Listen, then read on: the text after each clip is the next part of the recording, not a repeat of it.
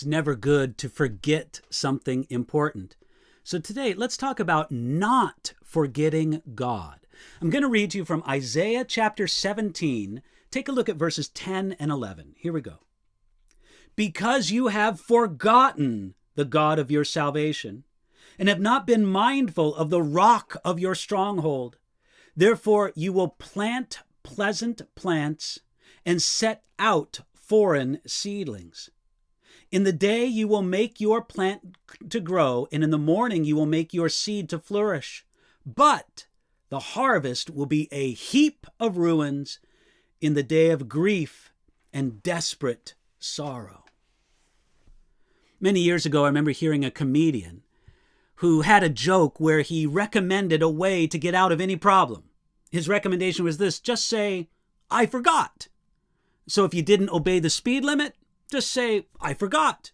You're late for work? Well, I forgot. You didn't pay your taxes? I forgot. You see, the joke was in the absurdity of it all. Everyone knows that just simply saying, "I forgot," normally isn't a good excuse. In the case of Israel, there was nothing funny about their forgetting. If you look at what God promised, you will plant pleasant plants, you will make your seed to flourish, but the harvest will be a heap of ruins. That's a frightful promise. You see, one aspect of the Lord's judgment against Israel would be to bring their hard work to nothing. This can be one of the most devastating expressions of God's judgment. Haggai chapter 1, verse 6 speaks of this work of God's judgment. It says this: "You have sown much and bring in little. You eat, but you do not have enough. You drink, but you're not filled with drink. You clothe yourselves, but no one is warm. And he who earns wages to put them in a bag with holes." Few things are more frustrating than working hard and having it come to nothing. Sometimes God brings us severe mercy and allows us to progress so that we will see the futility of our rebellion and turn to Him.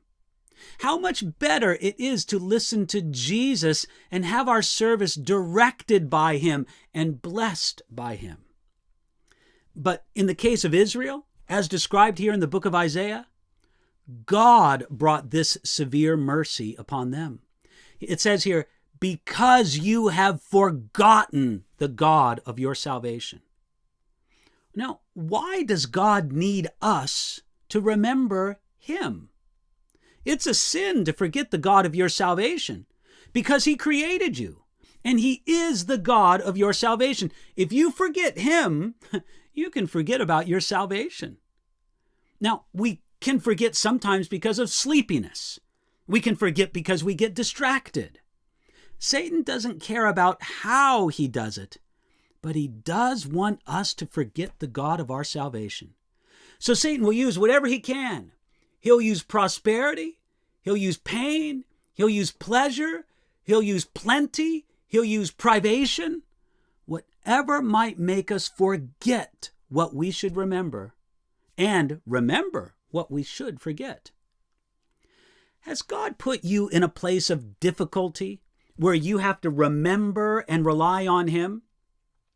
That's one way of making sure that you don't forget. So instead of becoming cranky and impatient in that time, why not thank God for sending you a forget Him not? You know, that particular flower from God's garden, the forget Him not, it often has a few thorns with it, but it always has a sweet fragrance. Today, ask God to help you to remember Him in all that you do, in all that you say.